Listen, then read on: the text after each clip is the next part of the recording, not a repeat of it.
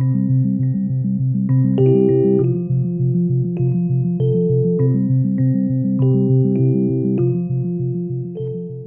important for it to be here because it shows people where cloth comes from. It really gives me a lot of admiration for Audrey and kind of how easy she made it look. There's definitely moments when you get a rhythm and it kind of feels quite nice. I was on the textiles course with Hannah, so I knew a little bit more about the process than sort of most people would, I think. I didn't understand how hard this would be. I've always been tempted, but I'd never tried. I think they responded to it quite well. They all managed to get something on their bobbins, which is the object of a taster session or a workshop. Yeah, it's just been really interesting because it's not something that's, you know, I did a textile degree and they can't teach you every single stage on that degree. So yeah, it's just great to have more of an awareness. I found it really interesting in terms of knowledge and understanding indeed how much work is required and how not only work, but it's in terms of time, but really about skills and, you know, experience that these people have. So I really admire, you know, our trainers. They've been amazing.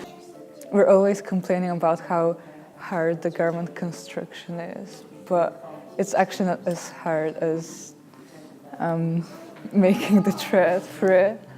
And we're almost like, we take it for granted. We go to the shop, buy them, and that's it. We don't even think about it.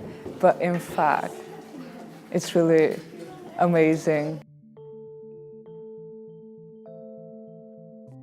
What we've already done this morning is dye different yarns, different type of yarns, different colours using kind of more natural products, so things which you might find in the garden. Or so the first one I did was marigold, so dried marigold flowers added with copper, and then I've done cotton, silk and loose wool, and then we have rinsed them out after the dyeing, ironed them, and then put them on the card.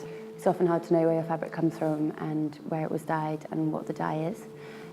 So I'm hoping to learn more about the processes that I could do myself.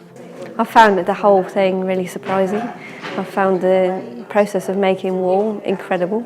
Just the fact that this huge factory and the natural fibre company, and you know they're trying to do things organically and sustainably, made me just think, my God, what would a sort of standard wool factory look like that's not very organic and not very caring towards the environment? So that was a surprise. And then the natural dyeing has been absolutely amazing. And it's also really lovely to realise that these amazing colours you can get straight out of plants, out of the leaves, out of the flowers and out of the roots. It's been a really nice revelation.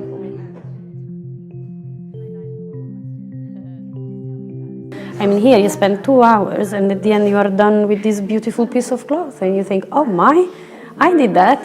So that's very satisfying. But on the other hand, it's also made me realize how far from our life this is. It's a craft, as I say, which we fell into and we learned. And I think at the time we were unaware of how well we were taught, to be quite honest, until we started teaching others. I've learned how difficult it is and how much work stands behind just the simple process of weaving.